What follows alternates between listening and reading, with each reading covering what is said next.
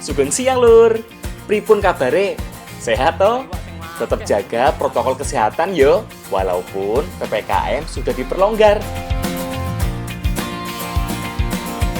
Sekarang aku lagi ada di Kabupaten Bojonegoro. Aku mau cari ikan rengkik yang ada di Sungai Bengawan Solo buat diolah menjadi makanan yang enak banget. Hanya di Jejak Anak Negeri.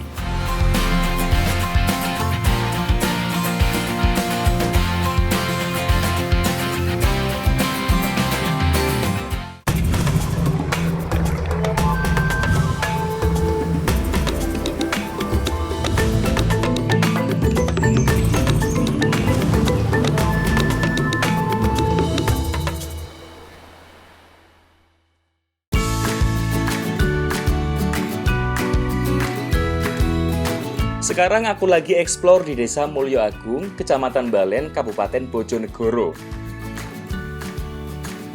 Di sini banyak sekali terdapat kebun belimbing. Pak, Gimana kalau aku ikut panen? Pasti seru ya. Tapi sebelum panen, aku mau bantu ngerawat belimbingnya dulu ya. Oke. Mau petik. Nah, aku sekarang lagi ngerawat pohon belimbing dengan cara memotong bagian samping-sampingnya agar pertumbuhannya tuh fokus pada batang utamanya seperti ini. Ayo Pak, dipotong lagi Pak. Niki, nggih bisa nggih? Sip, ngerawat sudah. Sekarang aku mau ikut cari belimbing yang sudah siap dipetik. Pak, iki sing wis iso dipetik ndi? Iki yo. Metike digunting apa langsung dijabut ya Pak? Gini. Nah, terus di mana Pak sing iso dipetik? Belimbing ada banyak jenisnya, asalnya pun berbeda-beda. Ada dari Indonesia, India, dan Sri Lanka. Sekarang sudah menyebar hampir di seluruh Asia Tenggara, Brasil, bahkan Amerika loh. Nah, ketika belimbing itu seukuran seperti ini, dia akan dikasih plastik. Dan dalam jangka waktu 1 bulan itu akan siap untuk dipanen. Dan ciri-cirinya itu ada warna kuningnya dan ada gradasi warna hijaunya ya Pak ya. Berarti ini udah siap dipanen kan Pak? Tak copot boleh ya? Mana lagi Pak ya bisa?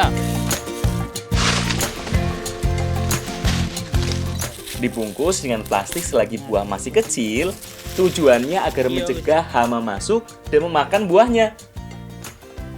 Setelah sebulan, belimbing akan mencapai ukuran maksimal dan siap dipetik.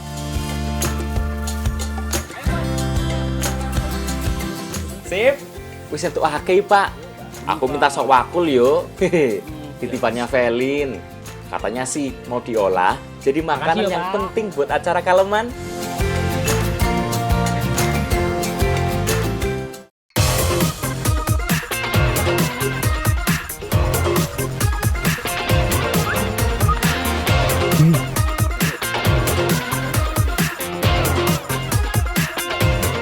Andra mana ya? Katanya mau bawa belimbing, tapi nggak muncul-muncul. Ya wis lah, aku mulai bikin olahannya dulu. Niki sampun nggih, Mbah? Ampun. Nah, sekarang ini kita lagi buat rujak cengkir. Nah, biasanya rujak cengkir ini selalu ada di tradisi tingkepan atau kaleman. Mbak Niki dikai air ya. Ya, Dek. Rujak cengkir salah satu syarat untuk acara 7 bulanan orang hamil. Biasanya menggunakan campuran berbagai macam buah, seperti belimbing, nanas, mangga kweni, dan jeruk bali. Ada juga buah delima yang menjadi ciri khas dari rujak cengkir ini. Bumbu-bumbunya tidak terlalu banyak kok, nggak ribet juga. Cukup pakai cabai rawit, asam jawa, dan terasi.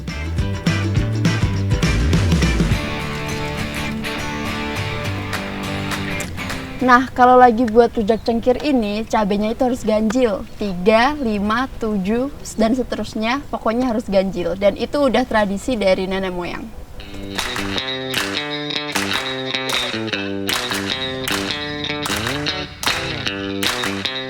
Nah, ini belimbing yang tak petik tadi, Vel. Maaf yo, telat. Kasihkan panen belimbing tadi soalnya. Tapi tenang, aku bawain belimbing yang banyak banget ini. Minta tolong potongin ya. Ya udah nggak apa-apa, tapi bantuin manasin air ya buat bikin kuah rujaknya.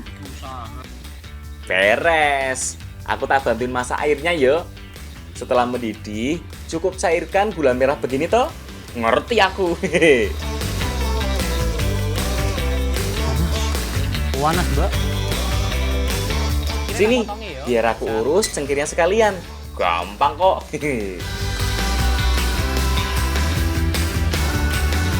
Nah, ini dia cengkir yang aku bakal jadikan rujak cengkir. Namanya juga rujak cengkir, pasti harus pakai cengkir. Dan keunikan lainnya adalah nanti kita akan parut seratnya dan kita jadikan campuran dari rujak itu sendiri. Mbak, tak ketoki kabeh ya. Sampai cili-cili ya, Mbak. Cengkir yang bentuknya melembung dan di dalamnya ada air ini melambangkan sebuah rahim yo. Oh iya, Pak. Makanya harus ada di Bisa, setiap Mbak. acara tikepan atau kaleman di sekitar sini. Cengkir yang digunakan masih sangat muda, belum muncul daging buahnya. Nah, kelapa cengkir yang masih muda masih sangat lunak. Nggak susah jadinya untuk dipotong dan diparut begini. Iku apa? Oh, bumbunya dicampur gitu. Setelah bahan siap, sekarang campurkan ulekan cabai, asam, dan terasi ke dalam campuran buah yang sudah dipotong dan diparut sebelumnya. Terakhir, siram kuah dari rebusan gula merahnya. Ojo lali disaring yo, biar nggak ikut ke bawah ampasnya.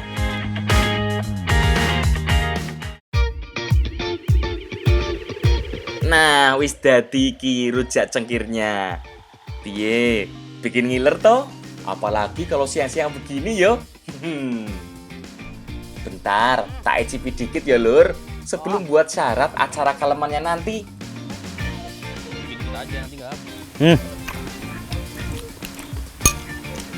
Rasa dari rujak cengkir ini tuh dominan pedas. Ada sedikit rasa manisnya dan rasa asamnya tuh juga kerasa banget ya, Mbak ya. Iya, dan rasa cengkirnya tuh kerasa banget. Teksturnya apalagi kan? Ayo dimakan lagi yuk. Iya, kita makan lagi. Dihabiskan ya, Mbak ya. Doyan gak? Ya. Tak terima tak Mbak. Rasanya ya jelas enak, tapi jangan dihabisin yo. Buat acara kalemannya gimana kalau habis?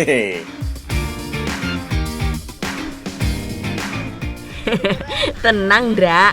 Aku sadar diri kok. Yuk kita bantuin ibu-ibu di Desa Mulyorejo dulu buat mempersiapkan apa yang harus ada di acara kalemannya nanti. Tenang gitu, Mbak.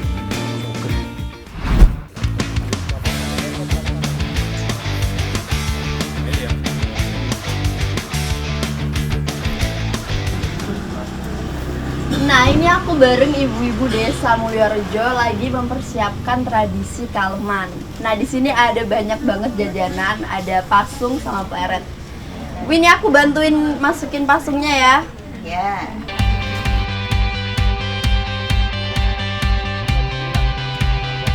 Ada banyak makanan yang harus disiapkan, baik jajanan tradisional dan makanan beratnya.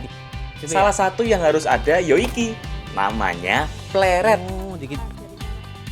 Makanan ini terbuat dari tepung beras sebagai bahan utamanya. Biasanya bentuknya mirip bunga, warna-warni pula. Oh, gampang Ibu ya ternyata ya. Eits, tapi untuk membuatnya butuh debok pisang. Tenang, nggak perlu semuanya kok. Cukup dikupas sedikit saja debok pisang yang masih basah ini. Nah, proses pembuatan jajanan pleret ini tuh tidak terlepas dari gedebok pisang dan fungsinya itu untuk melurut agar nanti bentuknya cantik ya Bu ya. Benar sekali. Nah, iki kabeh wis Bu, wis jadi kabeh. Terus lanjutannya gimana? Tidak semua orang bisa membentuk pleret begini loh. Adonan tepung beras yang sudah jadi harus ditekan-tekan dengan alas debok pisang ini agar bentuknya sepipih mungkin dan bertekstur menyerupai bunga.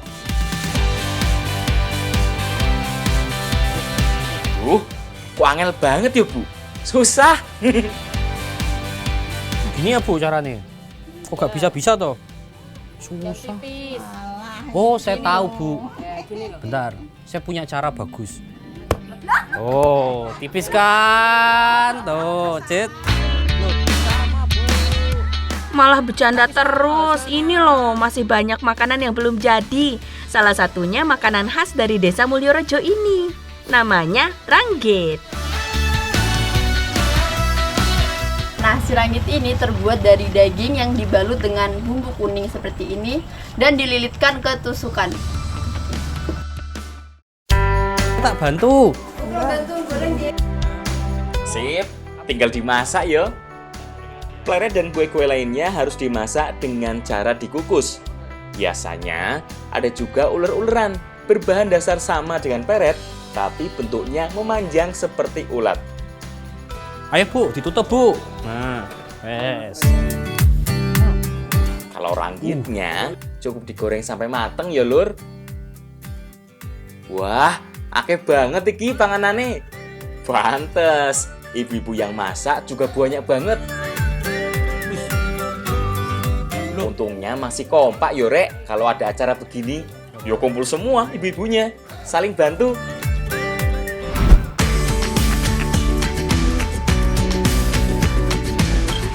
Iya, belum selesai yo persiapannya. Selain berbagai macam makanan yang nggak boleh luput saat acara Kaleman, yo iki ronce-ronce. Aku lagi bantuin bikin isi ronce-roncenya. Nah, ini tuh bukan ketupat, tapi baderan. Kenapa disebut baderan? Karena itu mirip banget sama ikan bader dan harus ada di setiap tradisi ngaleman. Kaleman ya Pak ya? Harus ada di setiap tradisi kaleman. Ayo Pak, ajari aku Pak bikin baderan. Tapi Adie kok nggak bikin baderan, malah bikin belalang. Bader ini adalah sejenis ikan yang hampir sama dengan tawes. Ronce-ronce, roncen atau oncen adalah hiasan ruangan yang biasanya muncul dalam atribut sesajian atau persembahan. Tapi kalau ronce-ronce untuk Kaleman ini, isinya berbagai simbol apa yang ada di sawah, seperti ikan bader, walangan, dan yang lainnya. Ada juga umbul-umbul yang berwarna-warni. Warnanya sih bebas yo, tapi paling sering digunakan adalah warna merah dan warna putih. Dua warna agung yang sudah ada sejak zaman nenek moyang.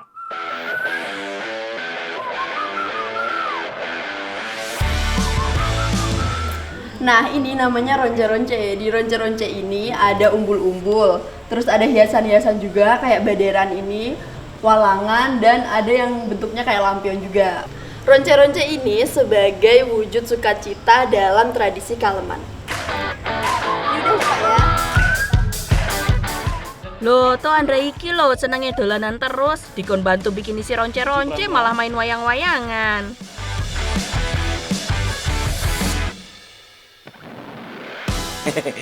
Sepurane yo mbak. Lah wong bentuknya bagus kok.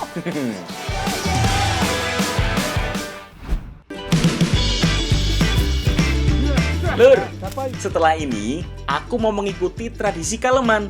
Tradisi yang dilakukan saat padi sedang hamil. Penasaran toh gimana tradisinya? Selengkapnya hanya di Jejakna Negeri.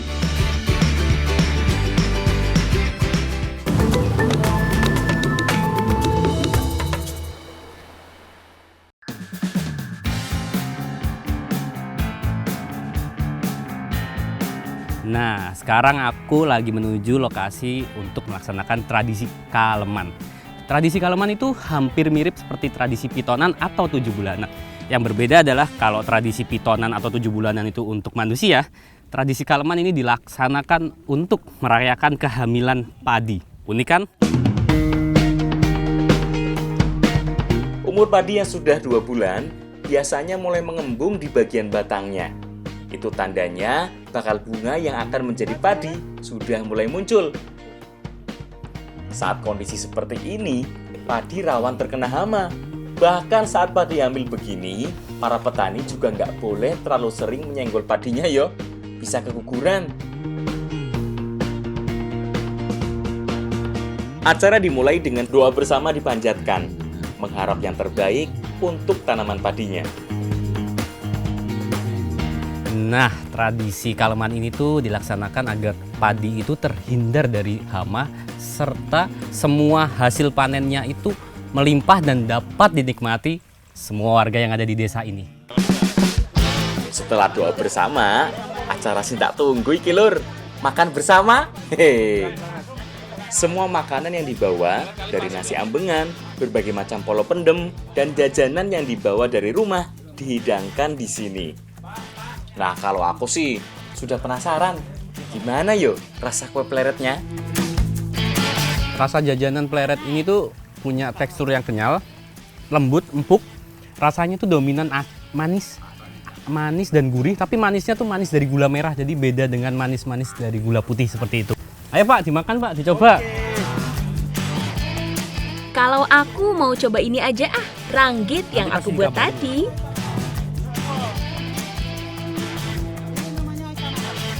Nah, kalau yang ini namanya ranggit. Ini teksturnya tuh garing, tapi dagingnya tuh masih empuk dan rasanya gurih banget. Ayo Bu, dimakan Bu. Yang bikin empuk yoiku, karena bentuknya tipis dan diperam dengan bumbu dalam waktu yang cukup lama.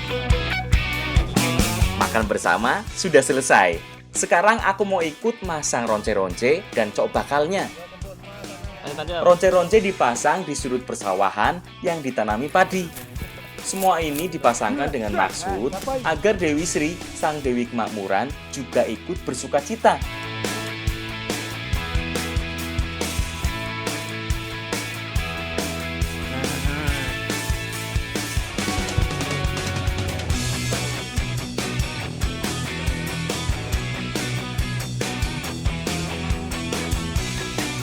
Nah, pada tradisi Kaleman ini ada sesuatu yang unik, yaitu adalah peletakan cok bakal pada wiwitan atau padi yang pertama kali ditanam. Dan ini adalah daerah yang pertama kali ditanami oleh padi ya Pak ya, di daerah sini.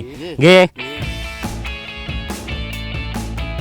Mumpung masih di Kecamatan Balen, Kabupaten Bojonegoro, aku mau cari ikan rengki di sekitar aliran sungai Bengawan Solo. Kebetulan, di kecamatan yang letaknya agak ke timur Bojonegoro ini, di bagian utaranya dilalui oleh sungai terpanjang di Pulau Jawa ini. Aku cari ikan. Velin, persiapan masak ikan khas Bengawan Solo. Nah, aku sekarang lagi ada di aliran sungai Bengawan Solo untuk belajar menjala. Dan ternyata menjala itu nggak gampang. Kita harus nahan beban di siku kita kurang lebih 5 kilo dan kita harus menahan keseimbangan buat tetap berdiri di atas kapal. Saya mau jatuh. Terus iki piye, Pak? Wush! Yo, kalau pemula kayak aku gini susah banget yo. Karena butuh tumpuan yang lumayan keras saat melempar jala. Tapi demi Velin yang lagi pengen ikan, gak apa-apa wis. Aku rela belajar jala.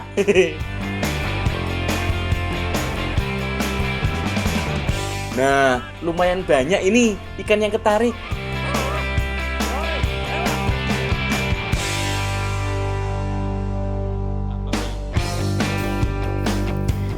Nah, di Sungai Bengawan Solo ini ada banyak banget jenis ikan, antara lain jambal, rengki, dan tawes. Nah, yang aku bakal masak itu adalah ikan rengki. Bakalan aku jadi masakan sing enak banget, Pak.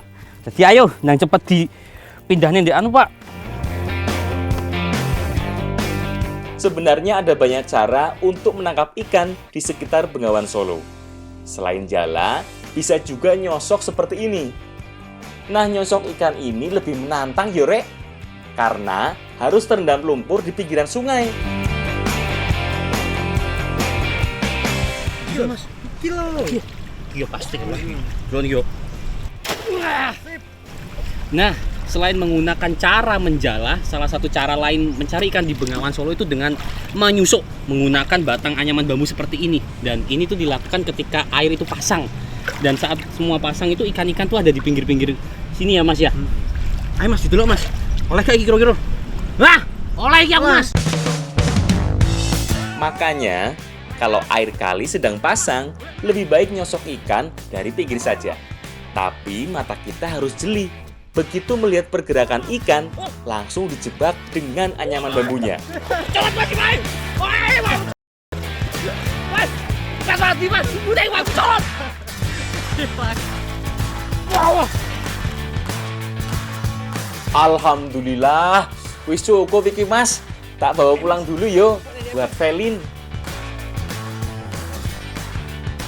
Sambil nunggu Andra, aku mau cari tambahan bahan buat ngolah ikannya. Ini yang kita cari, pohon mengkudu. Nah, kalau biasanya pohon mengkudu ini diambil buahnya, kali ini kita bakalan ngambil daunnya buat nanti dimasak jadi olahan yang enak. Ada banyak cara mengolah daun mengkudu. Kalau masyarakat di Betawi, daun mengkudu muda bisa dijadikan campuran nasi goreng. Sedangkan kalau di Jawa Timur ini lain lagi ya.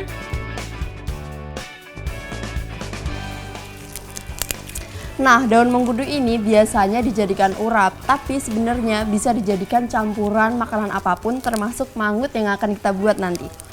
Ini begini ya Bu ya.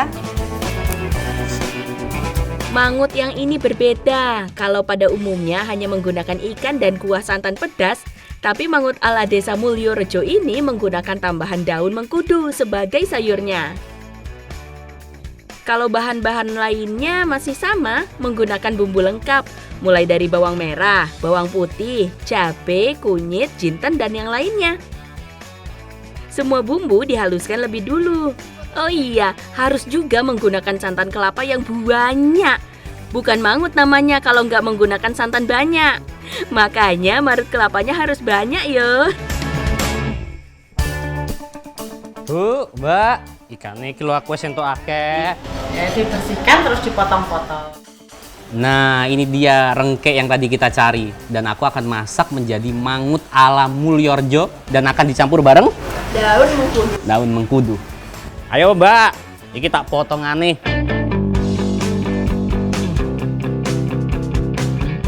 Rengki adalah sejenis ikan berkumis yang biasa hidup di sekitar aliran sungai yang cukup besar, seperti Bengawan Solo, Berantas, sampai Sungai Musi. Ikan yang tersebar di kawasan Asia Tenggara ini menjadi ikan konsumsi yang penting di beberapa negara. Selayaknya ikan berkumis lainnya, Lur. Rengki ini masih kerabat dekat dengan patin dan lele. Sebelum dimasak, potong-potong dulu ikannya, biar nanti masaknya lebih mudah. Yang namanya ikan itu di mana-mana pasti amis, tapi cara ngatasinya itu gampang. Tinggal kita kasih perasan jeruk, semua beres. Ada beberapa jenis mangut. Ada yang ikannya diasapi lebih dulu, ada juga yang digoreng seperti ini. Ada beberapa cara untuk mengolah ikan mangut ini. Salah satunya bisa dibakar, digoreng, ataupun diasap. Yang terpenting adalah agar teksturnya itu mengeras, dan nggak mudah pecah ketika nanti dimasak. Ush, Bu, meletus-meletus, Bu. Sip, kalau sudah digoreng, tinggal masak dengan bumbunya. Pertama, tumis dulu semua bumbunya.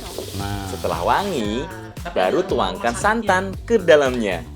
Masukkan juga salam dan laos. Tambahkan rengki yang sudah digoreng sebelumnya. Nggak perlu terlalu lama yo, soalnya kan ikannya sudah mateng. Cukup sampai membuat bumbunya meresap. Terakhir, baru deh masukkan daun mengkudu sebagai tambahannya.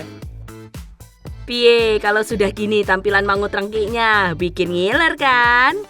Yo jelas toh, wis ra sabar aku pengen nyicipin. Hehehe. Mam ya, Mbak.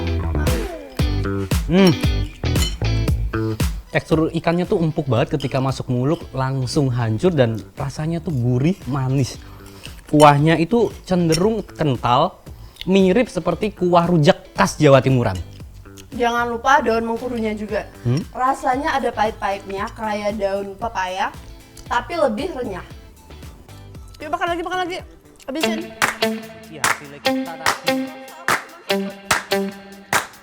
Pokoknya jos gandos ya lur. Wis enak, banyak manfaatnya lagi. Mantep kan? Karena alam memberikan banyak manfaat.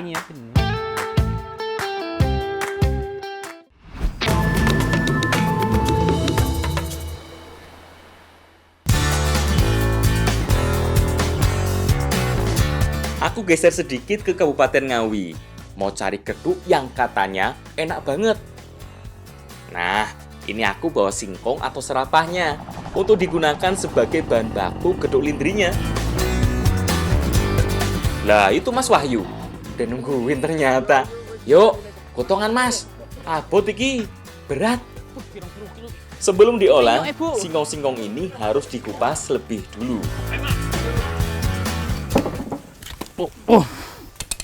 Nah, aku sekarang lagi ngupas yang namanya serapah dan bakal aku jadiin getuk lindri. Dan ngupasnya itu butuh teknik khusus, nggak semua orang bisa. Tuh, Mbak Velin aja lama banget. Aku udah dapet. Loh itu ibu wong aku sentuh sak kerenjang dewe kok. Loh Bu, aku iso kan. Ada banyak banget singkong yang harus dikupas setiap harinya. Karena di sini mengolah sekitar 2-7 kuintal singkong. Widih, wakeh banget toh Mbak. Yo akeh banget iki. Sampai pegel iki ngupasnya. Makan dewe, Bu. Ayo, Bu.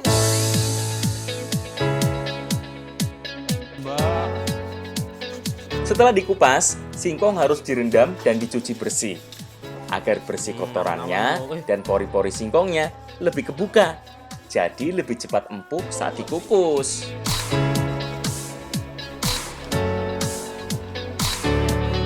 Singkong dikukus sekitar 30 menit sambil diberi pandan supaya lebih wangi.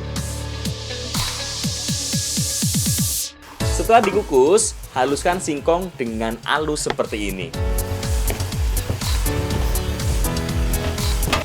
Nah, inilah kenapa serapah harus dikukus terlebih dahulu sebelum ditumbuk agar mudah ketika proses penumbukan ini. Dan kita numbuknya itu nggak boleh berhenti karena ketika nanti serapahnya itu dingin, itu akan mengeras lagi dan susah untuk ditumbuk lagi.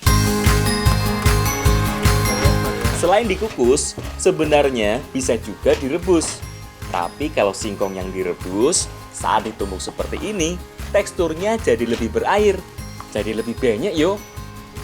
Endi numbuk ngono suwine ra. Iki lho wis mari sing iki tak proses tumbuk. Wis jugone iki lho.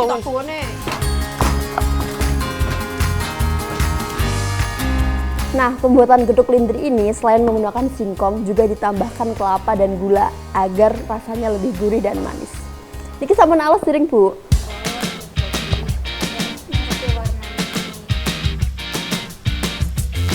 Oh iya, ngaduk adonannya juga masih manual. Aduk-aduk terus dengan centong kayu sampai semua bahan tercampur rata. Setelah itu, baru diberi pewarna dan perasa makanan. Ada 8 jenis warna dan rasa. Kalau adonannya sudah jadi, tinggal digiling ya. Kalau sekarang sudah pakai bantuan tenaga mesin. Ya kalau masih diputer pakai tangan manual, kapan selesainya? Bikin geduk 7 kintal. Ayo, bisa bikin potol tanganku ini. Nah, ketika proses pembuatan geduk lindri ini tuh nggak boleh putus ketika penggilingannya. Karena nanti kalau putus kita harus ngulang lagi. Dan jangan salah, justru kualitas singkong yang bagus itu malah gampang putus ya Bu ya. Geduk lindri yang menggunakan singkong, kelapa, dan gula pasir ini berkembang di beberapa wilayah, mulai dari Jawa Tengah sampai Jawa Timur. Nah, geduk lindri yang jadi andalan Kabupaten Ngawi ini, pemasarannya luas yo. Bisa sampai Ponorogo, Nganjuk, Bojonegoro, sampai daerah-daerah lainnya. Jajanan ini disajikan dengan parutan kelapa. Nah, parutan kelapa ini juga sudah dikukus lur sebelumnya. Jadi tenang, bisa tahan lebih lama. Katanya sih bisa tahan sampai 5 hari loh, tanpa bahan pengawet. Enak banget. Jadi rasanya itu manis, gurih, teksturnya itu lembut di dalam mulut dan masih ada sedikit serat-serat singkongnya. Rasa tiap warna itu berbeda. Dan juga kelapanya. Selain gurih, kelapanya juga wangi. Soalnya tadi ngukusnya pakai Pandan. daun pandan. Piye, jajanan tradisional zaman dulu juga tetap enak toh? Nggak kalah dengan jajanan sekarang.